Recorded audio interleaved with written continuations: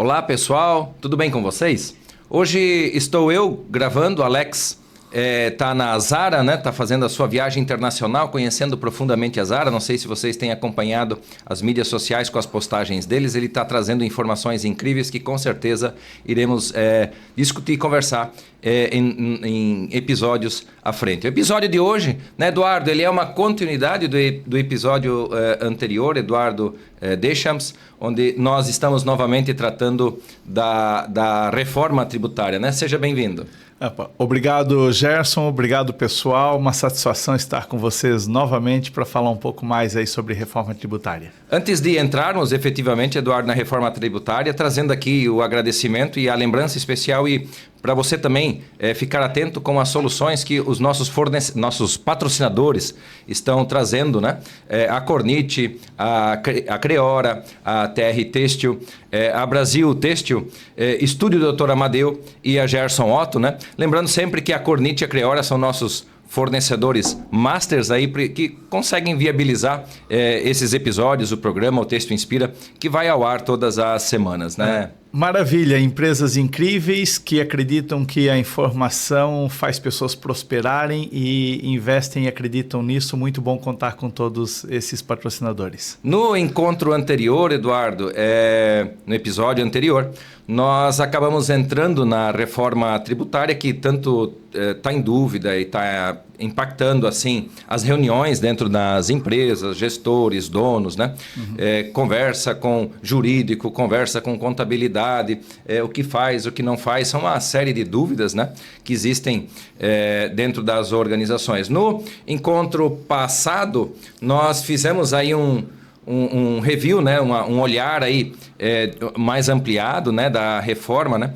E a gente acabou recebendo, Eduardo, muitas perguntas das pessoas que nos ouvem, das pessoas que nos assistem todas as mídias sociais, né?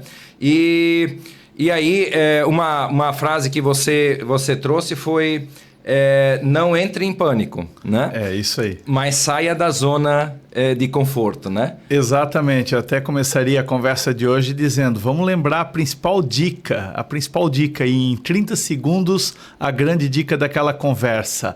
Não entre em desespero sobre reforma tributária, mas também não fique na zona de conforto. Comece a buscar informações, comece a se informar, entender o que deve acontecer no teu segmento, conversar com contabilidade, com sistema, conversar com o jurídico da empresa, mas principalmente com a contabilidade da empresa, para você entender e monitorar para saber qual o momento que você precisa agir.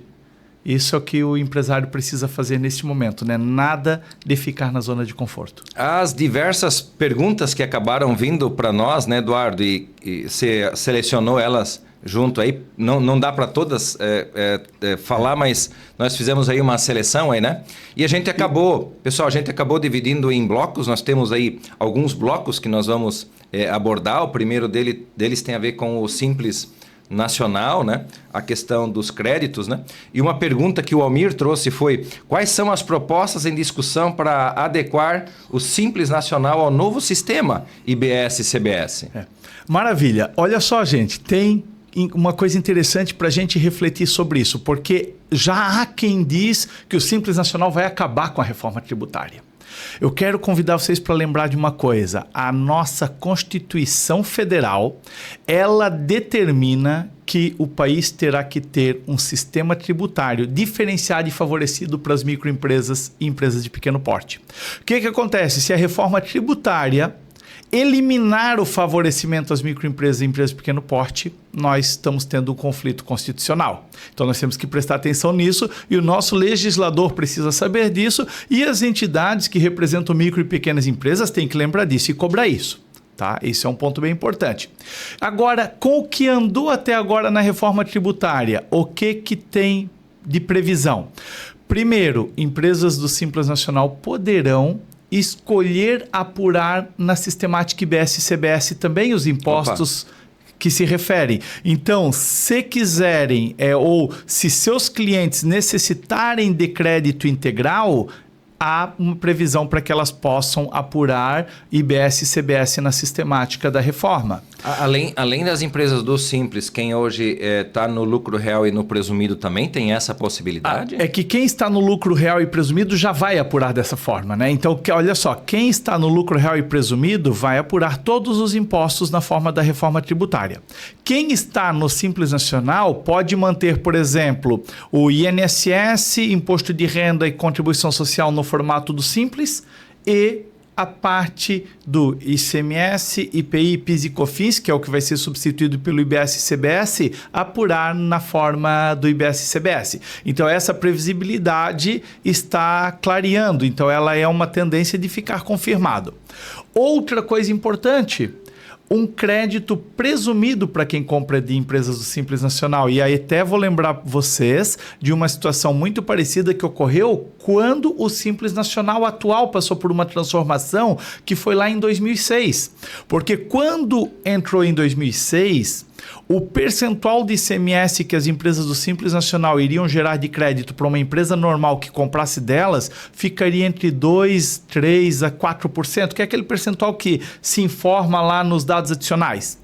Teve estado, como por exemplo o estado de Santa Catarina, criou uma possibilidade de que quando uma empresa do Simples Nacional vende para uma indústria normal em Santa Catarina, toma-se um crédito presumido de 7%. Vocês devem lembrar desse dispositivo, né? Sim. Olha só, criou-se um crédito presumido para criar um favorecimento para as empresas do Simples. Um crédito presumido muito parecido com esse está a ser confirmado. Claro, vai ser 7, vai ser 9, vai ser 14, isso ali não está claro ainda, mas uma expectativa muito boa para isso. E claro, eu até lembro, é importante que as empresas que estão, as entidades que estão em defesa da micro e pequena empresa no Brasil estejam organizadas e unidas para cobrar para que isso aconteça, para que as empresas do Simples Nacional, as micro e pequenas empresas, não percam a competitividade que tanta gente está tendo medo. Agora, outro ponto bem importante que eu gosto de frisar nisso. Se a gente lembrar no nosso segmento têxtil, várias confecções, mesmo aquelas que faturavam até 300 ou 400 mil reais por mês, várias foram conduzidas a sair do Simples por causa de seus compradores. Nós tivemos muitos compradores, porque aqui tivemos uma outra situação até em razão do crédito presumido de 3%, e aí nós tivemos muitos compradores, as grandes redes, grandes fábricas, que de fato elas implantaram políticas onde estava muito difícil comprar de empresa do Simples. A empresa do Simples teria que ter um preço muito diferenciado. Então, nós tivemos já no sistema anterior, muitas empresas do Simples migrando para um lucro presumido ou para um lucro real. Por conta da questão dos créditos. Por conta dos créditos do mercado. Okay. Então, assim, esse movimento pode ser que ocorra agora também, deve ocorrer. Uhum. Então, tem essa expectativa. Mas eu lembro ao mesmo tempo que a Constituição prevê que se mantenha sistema diferenciado e favorecido para as microempresas e empresas de pequeno porte. Tem o Paulo de Brusque, ele perguntou o seguinte, Eduardo, há expectativas de mudança no escopo do Simples? Como isso impacta a competitividade? Bom, o escopo do Simples, veja, no escopo do Simples, há a expectativa de que possam apurar o IBS e CBS fora do Simples. Isso acaba sendo bom para o empregador, porque veja, hoje uma das principais vantagens de alguém estar no Simples é não ter o INSS sobre folha de pagamento, porque o INSS sobre folha de pagamento, mais o sistema S e o FAP, RAT, os fatores de risco, eles geram em média 28% de custo sobre folha de pagamento para essas empresas. Só isso aí. O que é? Gente, é 1/3, é muito dinheiro. Para quem emprega bastante gente ou para quem tem a força produtiva, sair desse sistema e ir para um sistema normal, ou seja, sair do sistema onde não paga isso e ir para um sistema onde paga isso, complica, é muito duro. Então, é importante que tenha realmente essa lapidação do Simples Nacional para criar alternativas para que os empresários que tenham força de trabalho, que empregam, que geram emprego, para que eles possam permanecer no Simples Nacional. Então, é importante e isso deve haver, e essa possibilidade destas empresas eventualmente apurarem IBS e CBS fora do Simples, mas manterem o Simples para os demais impostos é um passo importante. E o crédito presumido para quem compra de empresas do Simples também pode ser uma boa alternativa e ser importante. E essas são as principais mudanças que a gente nota para quem é do Simples Nacional. Pensando assim, para as pessoas que nos ouvem lá de Santa Cruz do Capiberibe, de Caruaru, nós temos uma audiência, Eduardo, bem forte naquela região também. Lá várias empresas elas estão no Simples então nacional, né? Então trazendo agora de uma forma assim, Eduardo, só mais resumida, para essas empresas que efetivamente estão no Simples, quais seriam então a visão final, né? Essa visão momentânea, né? A visão final dessa transformação e o quanto então efetivamente elas são impactadas ou não? Isso. Tem um ponto que eu acabei não comentando aqui e eu vou ressaltar, que quando a gente olha se é vantajoso eu ser simples, real ou presumido, sempre tem que levar em consideração, por exemplo, para qual público eu vendo. E o que se prevê aqui é que o simples vai ser muito estudado e talvez ele deixe de ser interessante, ou você tenha que apurar o IBS e CBS por fora, quando o seu público são as PJs no B2B e PJs que estão fora do simples. Porque para aquela confecção que vende para rede de lojas de pequeno porte que estão no simples, é muito provável que o simples continue muito parecido com como está. Mas para os que vendem para os grandes, são os que vão ter que conferir, fazer planejamento. Então, para esse pessoal do Simples Nacional, eu diria o seguinte: avalie os movimentos, converse com sua contabilidade, mas não converse com a sua contabilidade apenas no formato de dizer assim, de acordo com o que eu faturei o ano passado, qual o melhor regime tributário. Converse com a sua contabilidade dizendo: o meu público é este, ano que vem eu pretendo vender para este pessoal, daqui a 2 ou 3 anos eu estou pretendendo isso, então, contador, ajude a planejar a minha empresa, a verificar se alguma dessas mudanças impactam, se cabe eu mudar alguma coisa na minha operação ou não. Então, para esse pessoal, o que eu digo, principalmente para quem é pequeno, mais conversa com o contador nesse período. Perfeito, se aproximar ao máximo, né, Eduardo, e tentar tirar então todas as dívidas, né? Isso, porque sabe por que... Todas as dúvidas. Sabe por que eu digo isso, Gerson e espectadores? Porque se você quiser estudar tudo que tem de reforma tributária, é tão complexo, não só a reforma, mas a sistemática atual, que eu arrisco a dizer que vai faltar energia para você cuidar do restante da sua confecção. Eu não consigo imaginar um empresário cuidando de desenvolvimento de peças, estratégias de mercado, marketing, produção, administrativo, contratar pessoal, cuidar de pessoal e ainda ir lá estudar a tributária e reforma tributária. Vocês sabem disso como é que é. Então eu diria, tenha as pessoas competentes contigo, assim como você tem que ter em todas as áreas, né? E se aproxime delas. E nesse caso a dica minha é: não passe trabalho com reforma tributária, converse muito com o seu contador. Legal. O segundo bloco que a gente preparou, Eduardo, ele tem a ver com as alíquotas, com o imposto seletivo, com a justiça fiscal, né? Vieram várias perguntas nesse sentido. O Jonathan lá de Maringá, ele mandou a seguinte pergunta: qual é a alíquota cheia estimada e quais setores terão alíquota reduzida? Perfeito. A alíquota cheia estimada, cogita-se que ela fique entre 25% e 28%. Cogita-se agora. Eu vou dizer para vocês, eu estou acreditando no 28%. Tá? No teto, no máximo.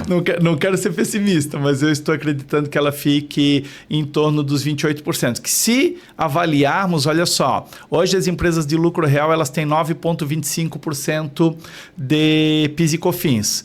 E as alíquotas de ICMS na maioria dos estados estão na faixa de 18%. Alguns chegam a 20%, 18%. Se você olhar 18 com 9, nós estaríamos ali em 27%. 27,3%. Então, se a gente junta hoje PIS e COFINS e ICMS, nós estaríamos em 27%.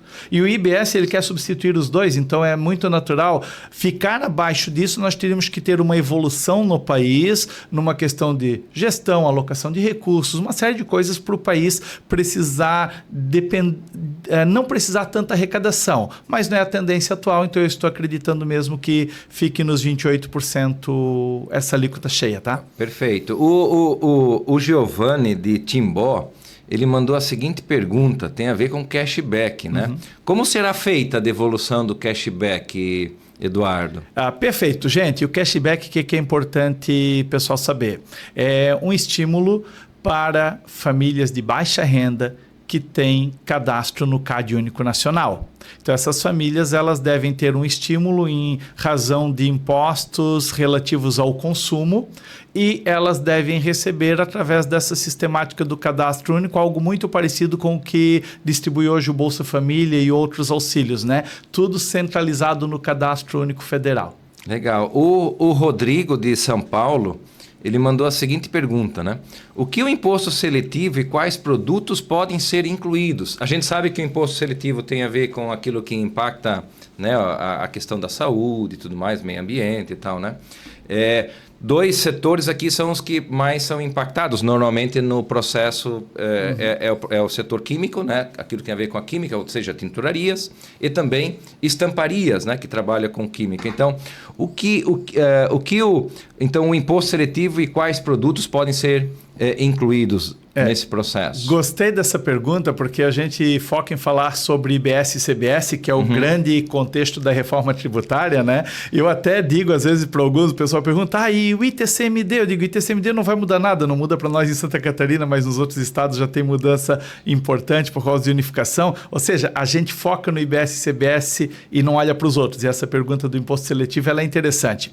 Porque o imposto seletivo, ele é um imposto novo, porque o IPI, ele continua para determinados produtos. Olha só, então o imposto seletivo, ele não substitui o IPI.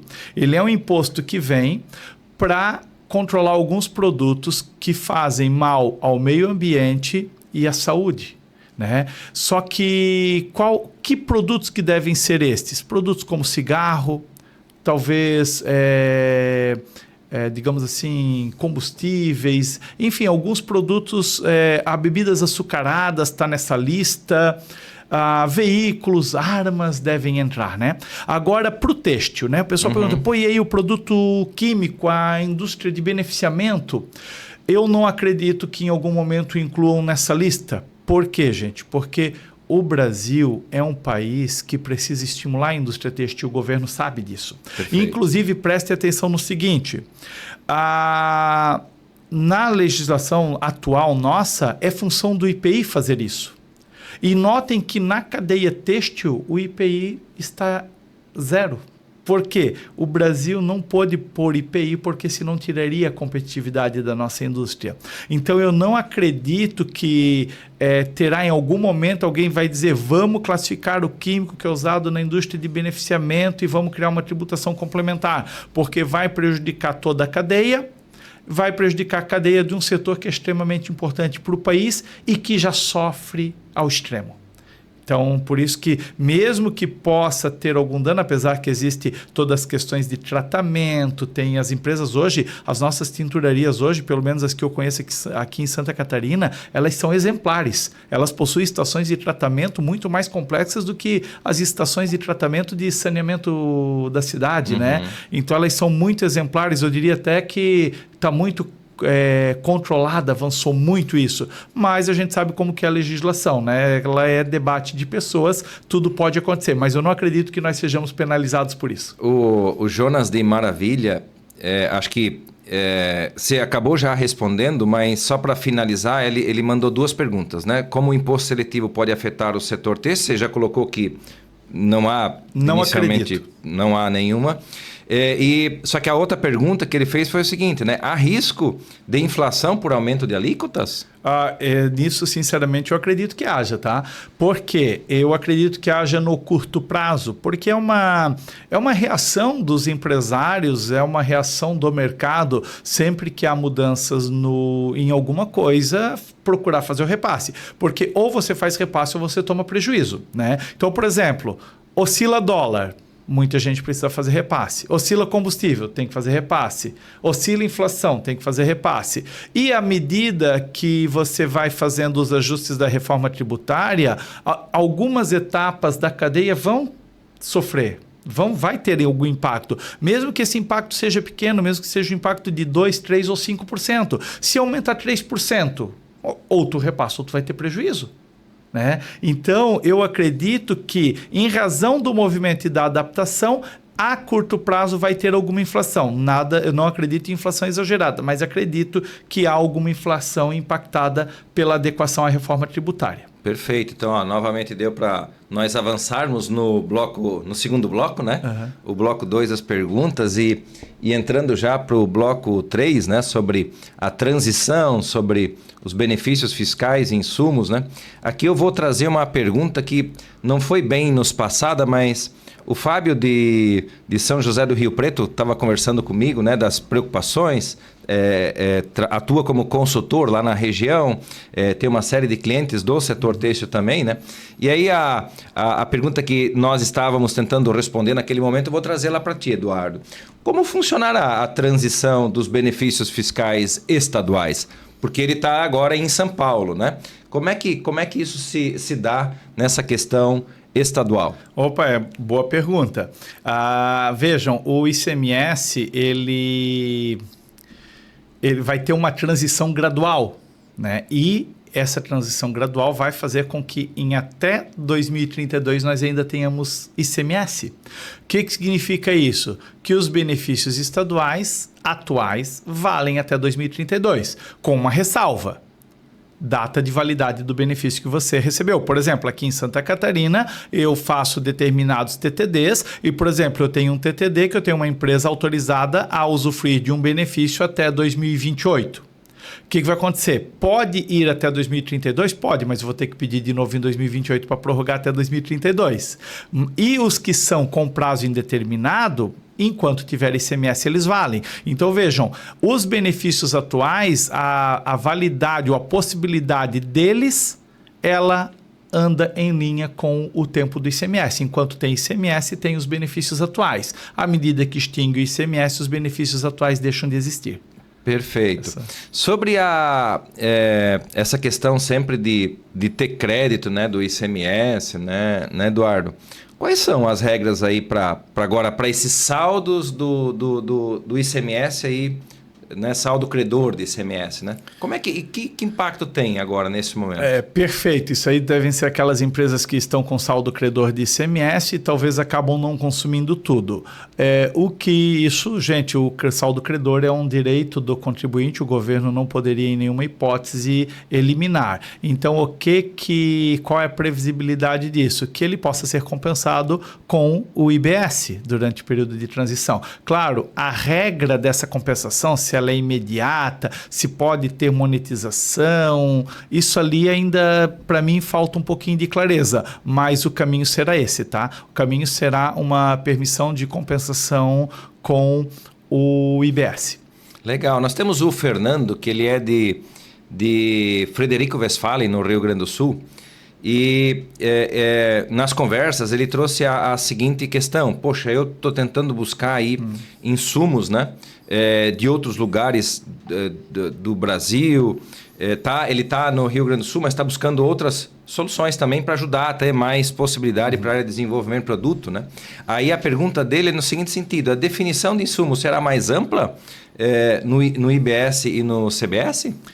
Será mais ampla, espera-se, né? Espera-se não, a reforma tributária ela veio para isso, porque nós tínhamos uma questão de conflito muito grande. Nós já tínhamos uma questão de conflito muito grande, com muito processo na justiça, discutindo a essencialidade de vários gastos das empresas. E a reforma tributária ela já veio para resolver isso também e veio com uma promessa de amplitude. Então, a legislação da reforma tributária ela já trouxe isso. Claro, vai depender de algumas discussões ainda, porque quando duas pessoas sentam para trocar ideias ou para discutir, pode ter nova ideia, pode ter mudança, mas o que nós temos de fato na reforma tributária é um conceito já muito mais amplo de insumos, inclusive se falando na não cumulatividade plena, né? Ou seja, tudo aquilo que é necessário para a atividade da empresa, não apenas para a atividade produtiva, mas para a atividade da empresa, deve ser considerado insumo diante das novas regras, né? Esperamos muito essa confirmação. Confirmação, né? Viu, Eduardo? A gente tem uma série de treinamentos de forma online na Gerson Otto que acontecem na região norte e nordeste de forma online, né? Aí a Ana, que é daquela região, ela pergunta assim, o que acontecerá com a Zona Franca de Manaus e as ZPEs, né? Perfeito. A Zona Franca de Manaus é uma questão muito interessante, porque é uma área muito protegida pela nossa legislação tributária. E aí tem um outro fato que é importante também.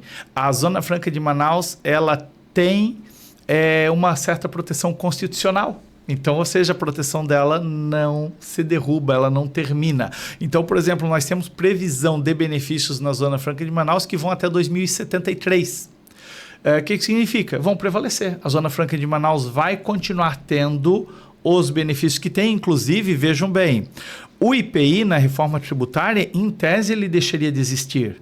Não vai deixar de existir para proteger produtos que são fabricados na Zona Franca de Manaus. Olha só a complexidade deste benefício para esta região. Então, o IPI, por exemplo, ele permanece para proteger produtos que são fabricados na Zona Franca de Manaus. Então, para quem está na Zona Franca de Manaus, para quem produz ou para quem está buscando alternativa de negócio lá, pode continuar o projeto, porque essa zona ali tem uma proteção bem contundente para continuar os benefícios aí, tá? A pergunta não veio, mas agora eu vou fazer ela, né? Por exemplo, assim como tem a Zona Franca de Manaus com esses benefícios, que nem você comentou, existe alguma discussão nesse momento na nova lei de criar novas zonas de proteção? Não conheço objetivos ou legislação aí para criar novas zonas. Até porque a reforma tributária, um dos objetivos dela foi eliminar a guerra fiscal. E vamos ver se esse objetivo vai ser concretizado, né? Porque, por exemplo, discute-se aí, será que algum estado vai poder ceder algum benefício? Será que algum estado vai poder reduzir a alíquota do seu IBS interno? Será que, de repente, por exemplo, antes nós tivemos o nosso espectador que perguntou sobre a alíquota entre 25 e 28. Será que num estado poderá ser 28 e no outro poderá ser 27? Será que o estado poderá dar um desconto de 1 ou 2% no imposto dentro do seu estado? Isso são algumas dúvidas, às vezes, que estão no ar, que parece que não, mas temos que assistir mais um pouquinho. Viu, Eduardo, a gente conversando, a Dani já dá atenção a mim e disse, poxa, quase que ligaram um piloto assim, que foram já conversando e trazendo as informações, mas, Pedro, eu quero novamente lembrar a importância dos nossos patrocinadores, né? A Cornit, a Creora, a TR Têxtil, né? TRT Têxtil, do Alex, aquele abraço, você não está hoje presente conosco, ele né, tá na Zara, né? Conhecendo aí questões incríveis, que inclusive está colocando várias delas nas mídias sociais, né? A Brasil Têxtil, né? O estúdio Dr. Amadeu aqui em Blumenau, venha gravar seu podcast, né? Se você, né, Eduardo, ou qualquer pessoa que está ouvindo deseja aí fazer uma gravação de um podcast, né?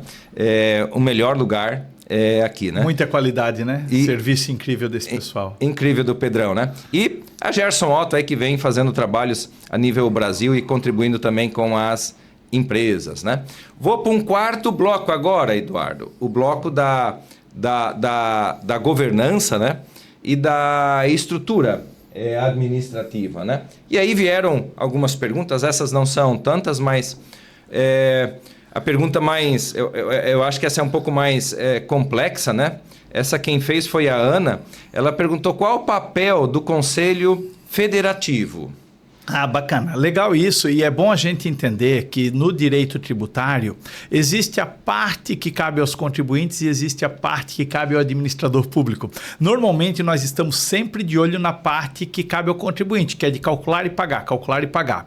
Mas existe a parte que cabe ao administrador público, que é arrecadar e destinar esse valor. Né? Destinar, o público arrecada, e aí, quanto vai para a saúde, quanto vai para a educação, quanto vai para lá, quanto vai para cá. Por exemplo, hoje já existe o Simples Nacional. O Simples Nacional ele junta todos os impostos, arrecada e depois tem uma distribuição, porque lá dentro tem imposto federal, imposto estadual, imposto municipal. Então, arrecada centralizado e divide. Vejam, a parte do contribuinte é calcular o simples e recolher. Depois existe a parte governamental, que é administrar ele e distribuir corretamente. E agora, com a reforma tributária, o Conselho Federativo é o conselho que vai administrar o IBS e fazer a distribuição de receitas entre os entes federativos.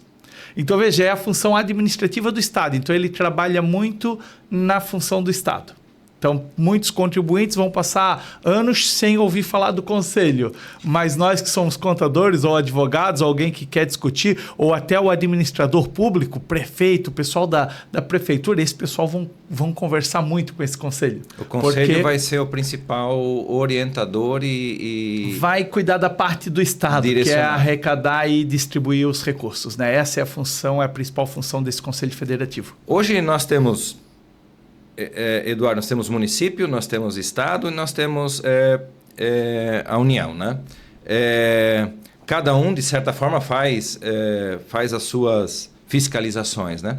Como é que fica agora esse modelo de fiscalização nesse novo ambiente fiscal? Ah, maravilha. É legal porque, veja, isso, para quem já conhece o Simples Nacional, vai ter uma semelhança até com a sistemática do Simples Nacional. A arrecadação é centralizada, mas a fiscalização continua com cada ente. Então, o que acontece? Nós estamos na cidade de Blumenau. Se eu sou prestador de serviço aqui, o fiscal da prefeitura vai fiscalizar a minha empresa. É ele que tem competência para fiscalizar a minha empresa. Confecção. Eu tenho uma confecção em Santa Catarina, eu tenho uma filial em São Paulo. O Estado de Santa Catarina fiscaliza a movimentação da minha confecção em Santa Catarina. O Estado de São Paulo tem competência para fiscalizar a movimentação da unidade de São Paulo. Então, cada ente continua com a sua competência de fiscalização, né? A arrecadação é que ela é centralizada, mas a fiscalização ela continua sendo descentralizada num formato muito parecido com o que é hoje. Perfeito. A Jaque, ela mandou a seguinte pergunta, né? Ela ainda ficou em dúvida sobre aquilo que você comentou, Eduardo, desse processo de transição, né? A transição ela acontece de agora, né? Até 2032, 33, ali quando finaliza o processo, né? Aí ela perguntou quais riscos e oportunidades que as empresas podem ter nesse período, então, de transição. Maravilha. Bom, vamos falar de riscos, né? Riscos no período de transição. O primeiro risco que você tem no período de transição é no teu preço de venda. Você eventualmente está praticando um formato de calcular preço de venda e no momento que tiver uma mudança, mesmo que seja uma mudança de 2%, 3% ou 5% ou 9,25%, por exemplo, quando mudar ali para o IBS, CBS, enfim, independente do tamanho da mudança, se você não estiver com conhecimento e com assessoria para cuidar disso, você pode ter perda. E para muita gente essa perda pode significar o lucro, porque, Gerson, eu trabalho com mais ou menos 350 empresas, eu não, a Lumine, né, que é a minha empresa, não, o pessoal, esse cara trabalha 24 horas por dia, né? E dentre essas empresas, é normal a gente encontrar empresas que às vezes no seu planejamento, ou lá na sua DRE, o lucro está em 5% no ano, ou às vezes, o lucro está 10%, mas tem gente que o lucro está 5%, tem gente que o lucro está em 3%, tem gente que o lucro está em 8%. Uma empresa que eventualmente está com 5% de lucro, um descuido desse pode significar o lucro da empresa, tá? Então, essas empresas... Então, assim, preço, formação de preço é o primeiro detalhe que você tem que ficar antenado. Por quê? Quando que é o momento que você vai ter algum impacto? Aquele impacto você já precisa estar atento para passar no teu preço. Precisa estar atento para passar no teu preço. Mas o mercado não recebe. O mercado tem eu vou falar, e agora vai ser contra os compradores, né? Quem compra chora. Quem compra vai continuar chorando e vai continuar te apertando. Aí você resolve, ou você encara esse conflito ou você vai ter prejuízo. Certo? Perfeito. Com todo respeito a todo mundo que negocia, mas quem tem medo de entrar no conflito com o comprador vai ficar com prejuízo. Vai ter um período aí de transição também de negociações, né, levando em conta que essas variações vão ter impacto nas tabelas de preço. Né? Isso. E agora, ponto importante. Aonde precisa ter conhecimento? Tem hora que nós precisamos ter conhecimento do que o nosso cliente vai tomar de crédito, porque tem hora que numa negociação eu estou recebendo pressão do comprador, mas o negócio vai ficar até melhor para ele porque ele vai tomar mais crédito, só que ele está aproveitando para melhorar o resultado dele. Então, os compradores agora, mais do que nunca, precisam entender e conhecer conhecer muito bem aquilo que vem de crédito que possa contribuir nessa negociação. Exatamente. Eu diria o seguinte, que os compradores não deveriam se aproveitar dessa situação, principalmente quando eles têm fornecedores que às vezes são modestos na questão de tamanho, na questão de conhecimento, porque a gente sabe, quanto mais maior a empresa, mais estruturada, mais informação ela tem. Quanto menor, menos. Então eu acho que não é um momento para o comprador se aproveitar das pessoas, porque tem comprador que vai se aproveitar. E aí o comprador que se aproveitar, ele pode fazer o prejuízo ficar com o fornecedor. Sabe o que acontece quando o prejuízo fica com o fornecedor? Eu vou dizer uma coisa que acontece na cadeia têxtil. Não tem costureira. Tu tenta pagar cada vez menos, segura o pagamento. O que acontece? A pessoa às vezes não tem argumento, não tem cálculo, não tem informação para tratar com você, daqui a pouco ela não vai mais fazer. Ou ela não vai incentivar o sucessor dela a continuar. Porque eu já ouvi algumas pessoas dizer, poxa, quantas costureiras que a gente tem, mas na grande maioria que eu vejo, as filhas, por exemplo, foram migrar para outra atividade. Por que migraram para outra atividade? Talvez porque o trabalho da mãe não foi valorizado à altura que deveria. E tu sabe, Eduardo, que isso é uma preocupação hoje nas facções, os confeccionistas, né? nas oficinas de costura, né? Estamos com o programa no ar em dezembro. Em outubro teve o ANDM, o Negócio da Moda, em Balneário Camboriú, e lá tiveram várias confecções pequenas que foram lá, inclusive, visitar, né? E muitos acabam nos conhecendo por conta das empresas que as contratam, né? E uma preocupação que elas tinham é até mesmo essa que se levantou, né? Será que a minha empresa, eu trabalho só eu, minha filha e minha vizinha, né? Ou eu trabalho com 4, 5 pessoas, né? A minha empresa, ela vai deixar de existir nesse novo modelo de negócio? Foram perguntas que foram vindo e não foram poucas vezes que a gente acabou sendo abordado. Então, eu ia te jogar de volta, então, essa pergunta agora, né? Isso, então vamos falar com esse público. Então, eu diria, a primeira coisa que eu diria para os compradores que estão nos assistindo, não matem as oficinas de costura na reforma tributária. A capacidade delas, pela questão de estrutura, de poder aquisitivo, de informação, a capacidade delas de negociar e argumentar com vocês é menor. Vocês estão muito mais informados e vocês têm muito mais preparo para a negociação. Então, empatia com esse público, porque senão vai faltar daqui a 10 anos. Assim já deve faltar, né? Se esfolar, piora. Então esse é um ponto. E para você que tem oficina de costura, para você que tem a pequena confecção, para todo mundo que é pequeno, converse com o contador.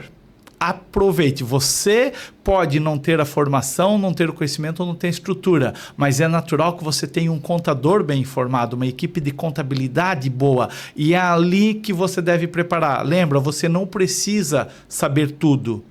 E não dá para saber tudo, é impossível. Eu, por exemplo, conheço de tributação, mas você colocar eu na máquina de costura, eu fico o dia inteiro e não sai uma peça. Não sei costurar. Se você colocar eu lá na talhação, não vou talhar. Tá? Ou seja, não tem como a gente conhecer todas as áreas.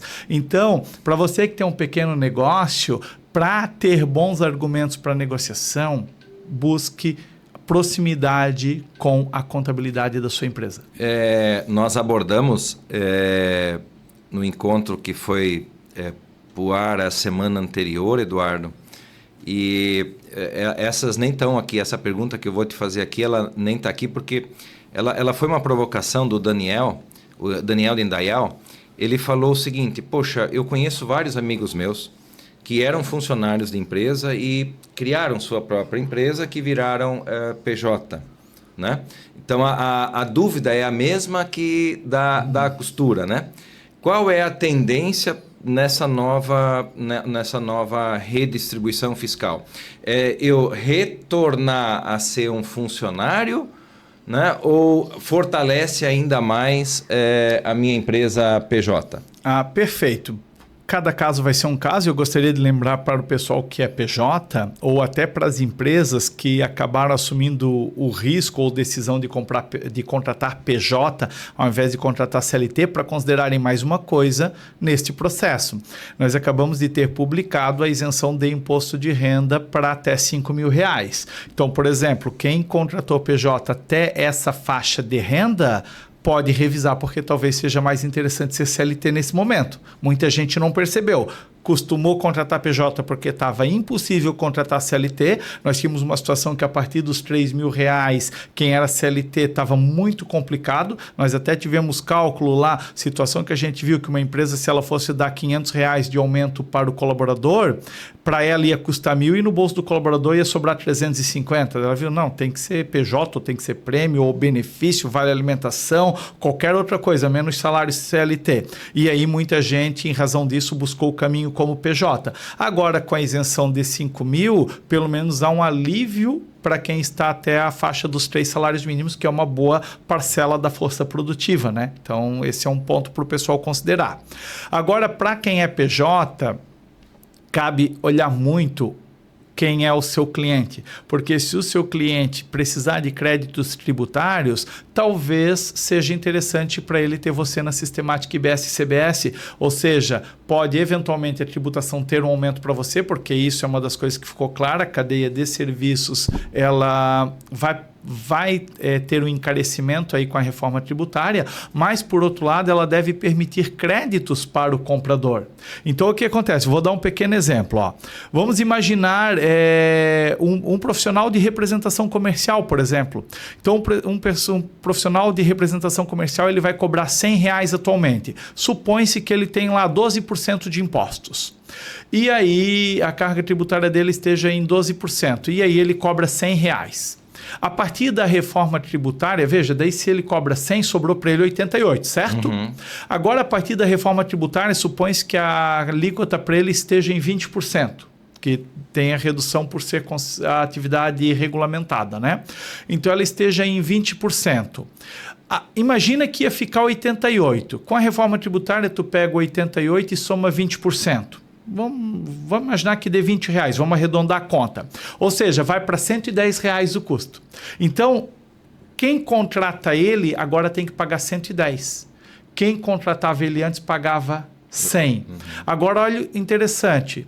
Confirmando a não cumulatividade plena, que para mim ela já está clara, ele paga 110, mas ele toma 20 de crédito, ou seja, custa 90 para ele.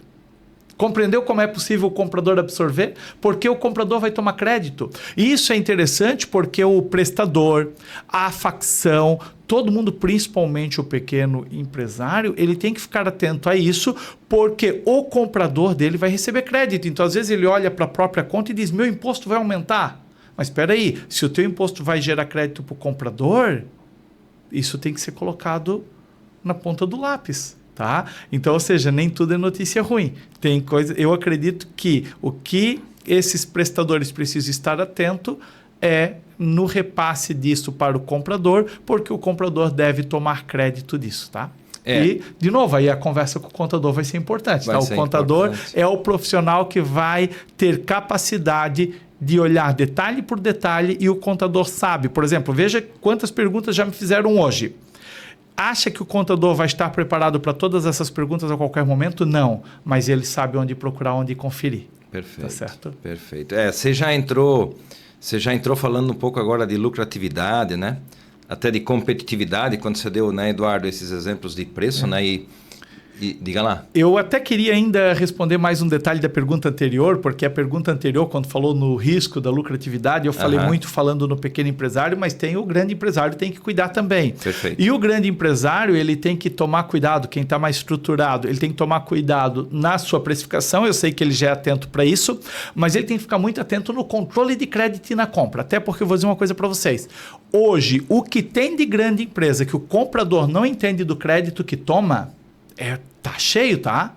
Tem muita grande empresa hoje na sistemática atual. Com a reforma tributária, então o grande empresário, qualquer um de vocês que tem uma empresa estruturada, presta atenção se os compradores de vocês entendem sobre crédito e prestem atenção se eles estão se preparando e se eles vão entender sobre o crédito na reforma tributária. E o que você tem que fazer? Treinar eles. Então, vocês têm que colocar os compradores em treinamentos na área fiscal para eles entenderem tanto sobre crédito na sistemática atual quanto na nova. Vou repetir para vocês porque acontece mesmo. Eu converso com muita gente de empresa grande E eu vejo muito comprador se atrapalhando nos créditos, tá? Esse é um fator de risco enorme até para as empresas grandes, viu, Gerson? Ok. Pessoal, prestando atenção, problemas e oportunidades. Né? Problemas e oportunidades. Então, as oportunidades, elas estão aí, a gente tem que aproveitá-las, né? E impacta novamente os setores de compras, né? Que impactam no resultado financeiro, né? O quinto bloco, ele estava desenhado com a ideia dos impactos da lucratividade, da competitividade, né, Eduardo? E você já acabou entrando, né? A Mariane acabou perguntando quais os maiores riscos à lucratividade nesse período de transição. Perfeito. Eu vou conversar com a Mariane lembrando o seguinte: hoje nós já temos muitas empresas não tendo lucratividade. Sinceramente, eu fico às vezes até assustado com a quantidade de empresas que operam e que estão fechando o ano de 2025 sem lucro. No período de transição, esse risco ele vai ser aumentado para quem estiver desatento. Quem estar atento vai passar bem o período, vai passar, vai transferir. Quem está desatento vai passar. Então eu diria o seguinte, gente: empresário, não admita que sua empresa passe um ano sem lucro. E se ela não está tendo lucro, preste atenção em todas as áreas. Tem hora que tem empresário que conversa comigo que acha que ele não está tendo lucro só por causa do tributário. E aí nós vamos lá olhar o tributário e a gente vê que ele está na melhor condição possível, sem contar que encontra alguns que nem estão pagando. Ou seja, o problema não está só no tributário, ele está nas outras áreas também. Então, o que o empresário precisa fazer? 2025 está terminando. A primeira coisa que o empresário precisa ter é uma DRE clara sobre como foi o seu ano de 2025. Ele precisa ter uma DRE que começa na linha de receita, que tenha todas as receitas por competência, que tenha os impostos sobre venda, que tenha o custo do produto. O empresário tem que saber, ele vendeu uma quantidade no mês, ele tem que entender qual foi o custo daqueles produtos, tem que entender se está tendo perda, tem que entender se está tendo perda com estoque parado. Tem que conhecer bem as despesas, o custo, a despesa, seja despesa de produção, de administração ou de venda. Tem que ficar muito atento às retenções. Por exemplo, vendeu via uma plataforma, aquele percentual que foi retido pela plataforma, aquele percentual que foi retido pelo marketplace. Ele tem que saber quanto da sua venda está sendo descontado lá. Ele tem que entender se ele tem despesa financeira, se ele tem despesa com antecipação de recebíveis, se ele tem despesa com juros sobre capital de giro, tem que saber quanto isso impacta mês a mês e tem que entender lá no finalzinho, a última linha, lucro ou prejuízo. Ele tem que saber quanto deu de lucro ou até se deu prejuízo. Ele precisa ter essa leitura do ano de 2025. Se o empresário não tem essa leitura do ano de 2025 clara, o risco dele ter prejuízos no ano de 2026, que nem tem impacto da reforma tributária ainda, já é iminente. E aí, o risco de ele ter prejuízos depois com a reforma tributária é maior ainda. Porque você imagina... O dia a dia consome, né, Eduardo? E aí os empresários e os principais gestores das empresas não dão à luz a atenção especial para essa questão né, de lucratividade, né? E aonde que está escapando o dinheiro, né? E se o empresário não tem o domínio dos seus números, eu digo empresário, mas para a empresa que de repente o empresário é apenas um acionista, o presidente, o diretor, mas a gente sabe que a maioria dos espectadores cuidam das suas próprias empresas, né? Se o empresário não tem domínio dos números, como por exemplo que ele vai estar atento ao repasse na formação do preço de venda, se ele não tem domínio sobre os números atuais. Então veja, ele tem que ter domínio sobre esses números e ele tem que ter uma projeção clara e real sobre o que vai acontecer na sua empresa em 2026. Quais são as suas expectativas? Se o mercado de 2026 for parecido com o de 2025, qual vai ser a lucratividade do negócio? E se 2025 não foi bom, ou mesmo que foi, o que ele vai fazer em 2026 para melhorar o resultado em 10%, em 15%? Gerson Otto, que é um fã de estratégia, deve dar até brilho nos olhos, né? De ver um resultado e pensar sobre o que pode fazer numa empresa para melhorar. Mas veja, o empresário tem que ter isso. Normalmente o que falta, né? Pensando em macro etapas de processo, planejamento, gerenciamento e execução, está todo mundo muito focado na execução e deixando de fazer o planejamento e gerenciamento, isso impacta diretamente no resultado, né? Às vezes a gente pensa que a gente tem que trabalhar, mas às vezes precisa parar, olhar, prestar atenção, fazer levantamento, conversar com contabilidade, conversar com contador, conversar com jurídico e ter esse entendimento maior desses impactos, né? Exatamente. Então vejam, isso, né, Gerson, nem entrou na reforma tributária, mas se o empresário não tiver essas bases, a reforma tributária vira confusão para ele. Se não tiver essas bases bem claras, vira confusão. Tendo essas bases, aí adapta a reforma tributária dentro dessas bases. Olha só, o Alex, que é também xará aí do nosso Alex, né? O Alex é de Blumenau e ele está perguntando o seguinte, se a coexistência de regras prejudica agora essa competitividade, essa lucratividade, né? Exatamente. E ela prejudica, e principalmente para quem não conhece bem a sua operação, para quem não conhece bem os seus números e para quem não tem o seu controle e os seus sistemas adequados, né? Porque, veja, nós vamos passar num período onde nós vamos ter a tributação atual e nós vamos ter reforma tributária. É como nós falamos dentro da contabilidade. Eu também digo para o pessoal da contabilidade, não se desespere. Nós vamos ter 2 contabilidades para a empresa, tá? Porque nós continuamos apurando PIS, COFINS, ICMS, IPI, e nós vamos começar a apurar IBS e CBS e depois gradativo. E aí o pessoal da contabilidade, eu converso com contadores, o pessoal desesperado. Eu digo, não se desespere, mas eu vou ter que ter mais mão de obra, eu vou ter que empenhar mais horas, ok? Empenha mais horas, calcula, você conhece o seu resultado, vai lá e diz para o teu cliente que você precisa cobrar mais nesse período. Avisa o teu cliente que, infelizmente, a contabilidade vai custar mais cara no período de adequação. E avisa o quanto antes para ele também planejar, para ele não ser pego de surpresa, né? Tem uma pessoa que fez contato e ela comentou assim, ela é de Capanema, o nome dela é Sandra, eu pessoalmente não conheço ela, mas ela mandou o seguinte comentário, poxa, vocês usaram uma palavra em inglês que vocês falaram que poderia ajudar ou atrapalhar no fluxo de caixa, né? Que é o split payment, né? Poderias abordar novamente esse tema, né? Ele afeta ou não o fluxo de caixa? Ele pode ajudar ou pode atrapalhar? O que pode acontecer? Exatamente. O split payment, ele vai afetar fluxo de caixa, mas eu acho que ele vai fazer uma coisa mais importante do que afetar fluxo de caixa. Ou afetar o fluxo de caixa, talvez... É que o fluxo de caixa ele vai melhorar para alguns, ele vai piorar para os outros, o impacto. Mas ele vai ajudar muito no país, porque hoje nós temos uma situação que nós temos uma quantidade muito grande de empresas que não recolhem os impostos. E principalmente, vou falar uma coisa para vocês que são do têxtil, principalmente e-commerce. E principalmente e-commerce de roupa. Não quero que o público queira me lixar depois.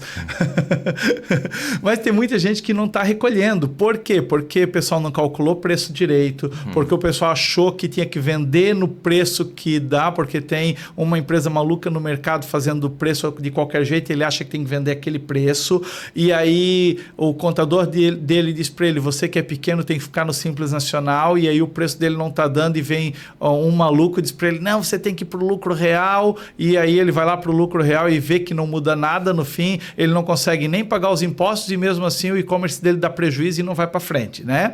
E aí o que está acontecendo? Esse pessoal está fazendo uma bagunça no mercado e esse pessoal ainda não está recolhendo imposto. Pelo menos com o split payment o imposto vai ser retido, esse pessoal vai pagar imposto. Então, queira ou não, se uma pessoa quiser, eu não quero faltar com respeito com ninguém, mas eu diria o seguinte, se alguém quiser avacalhar com o mercado, pelo menos o imposto vai ficar retido, ele vai ter que pagar, tá?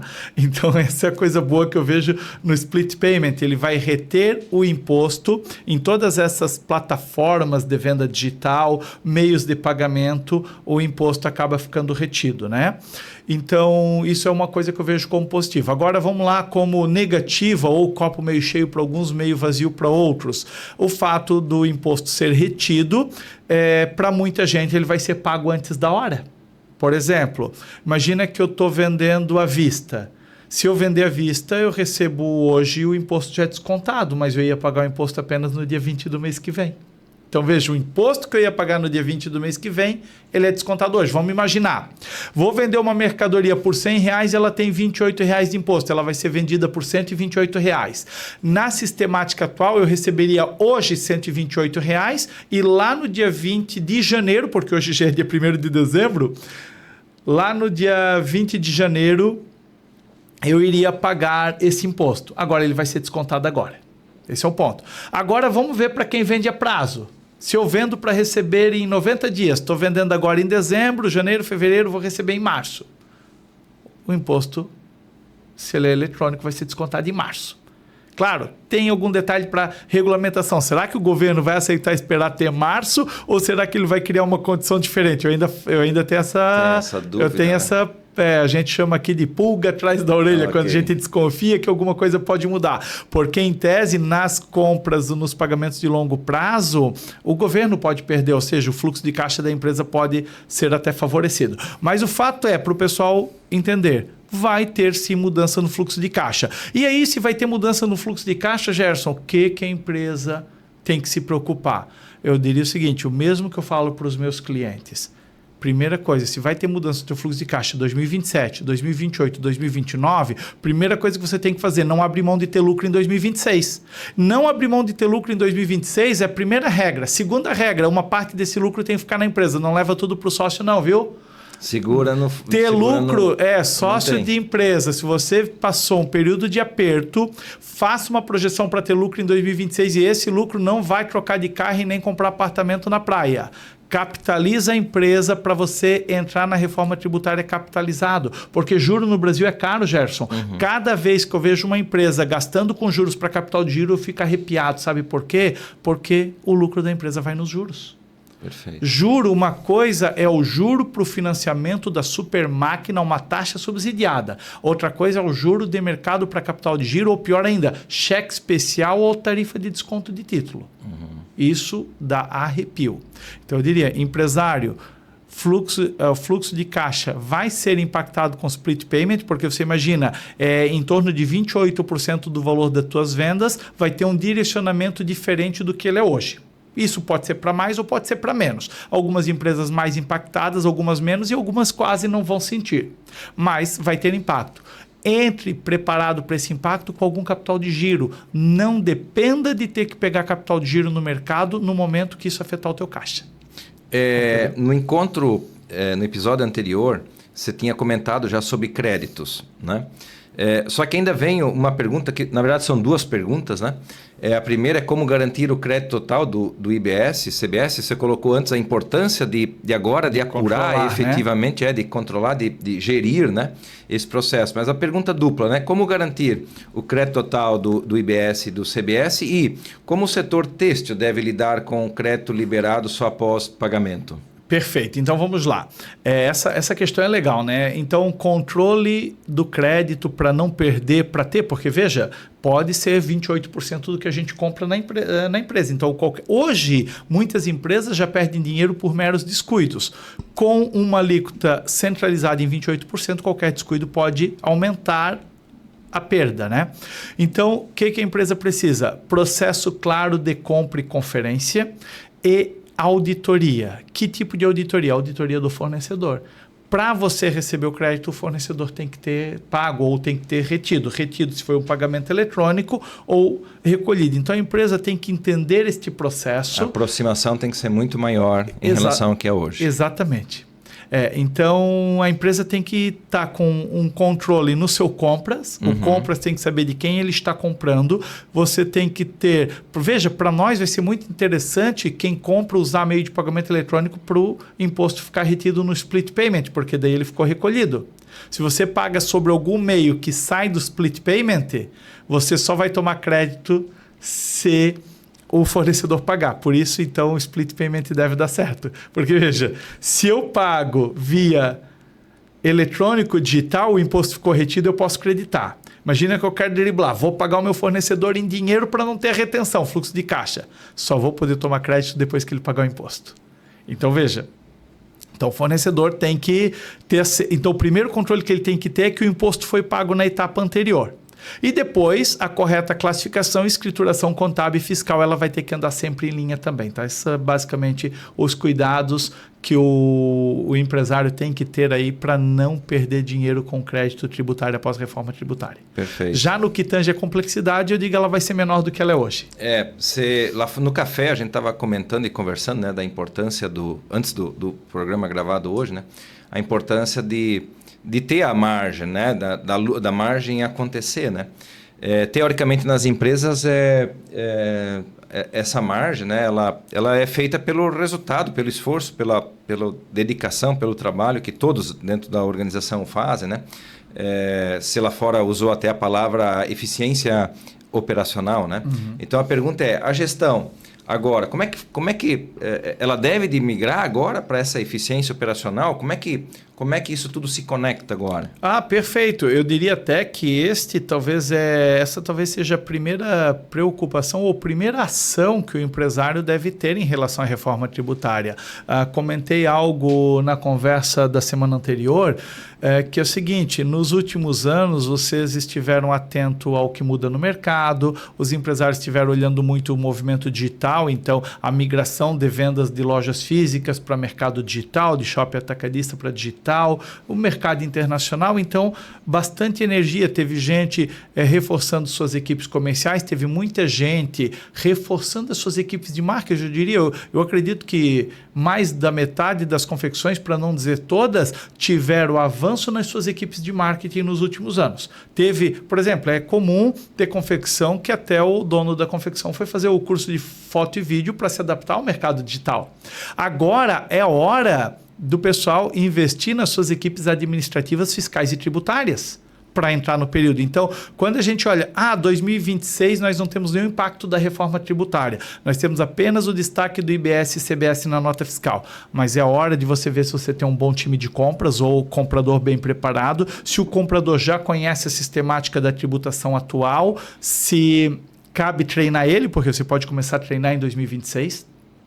Pessoal de vendas, como é que está a estrutura de formação de preço? Aquilo que eu falei, como é que está o controle da lucratividade? O domínio, fluxo de caixa, né? Veja, nós falamos de fluxo de caixa agora, mas o pessoal quer saber o impacto. Tem gente que perguntaria, mas você conhece o seu fluxo de caixa atual? Qual é o teu prazo médio de recebimento? Qual é o teu prazo médio de pagamento atual? O teu capital de giro está em quanto? Quanto você precisa de capital de giro para o ano de 2026? Então, veja, nesse momento é a hora do empresário dar atenção para isso. Deixar a sua gestão um pouco mais aprimorada, refinada, porque se ela estiver aí, seja a mudança que vem, o ajuste na legislação, aí ele passa. Agora, se cada vez que muda uma vírgula ele tiver que improvisar, tiver que sair correndo atrás, da mesma forma, como é que está o alinhamento e as conversas com contadores?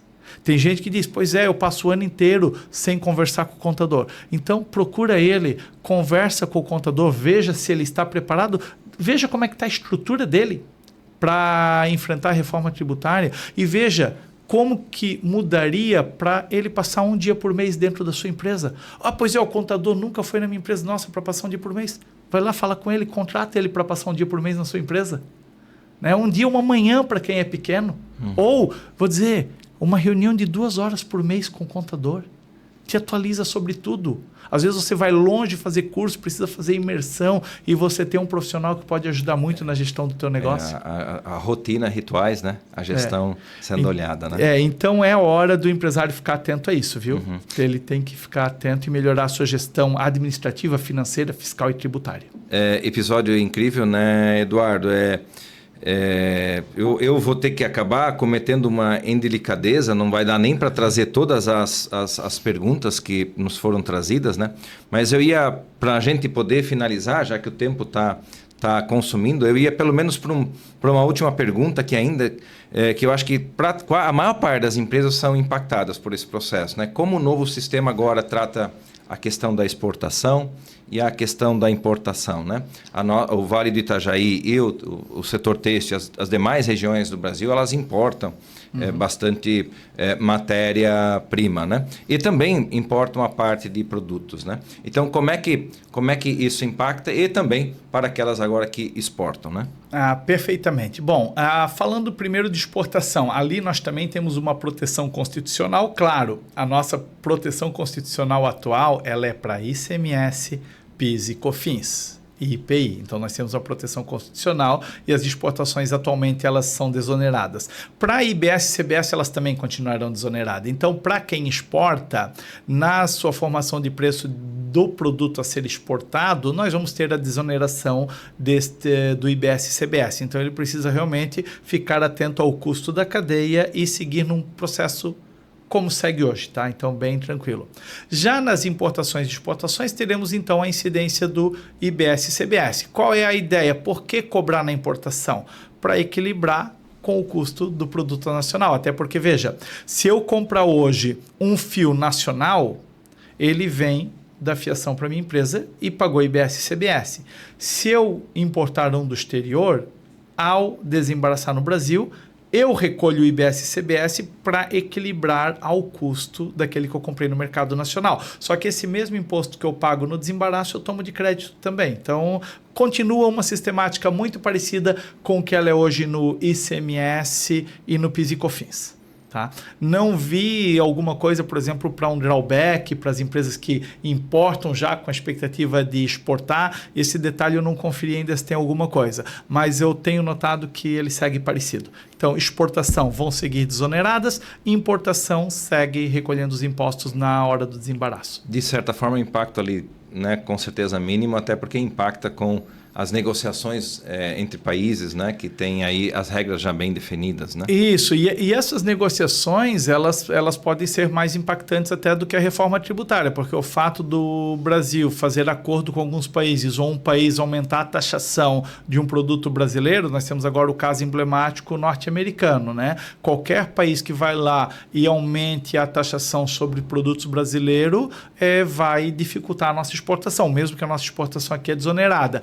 Se lá ele cria uma tarifa, prejudica. Da mesma forma, se lá ele diminuir ou zerar a tarifa sobre o nosso produto, facilita. Inclusive, confeccionistas, fiquem atentos a isso, porque tem novos países fazendo acordos com o Brasil e surgem aí periodicamente oportunidades de novos mercados no exterior. Vale a pena o confeccionista ficar de olho nisso, viu? Hoje foi, né, Eduardo, um programa aqui prega fogo, digamos assim, né, da pergunta e resposta, te provocando o tempo todo e em meu nome, né, em nome do Alex, né, oficialmente do Texto Inspira, agradecer demais a sua vinda hoje, a sua presença, né?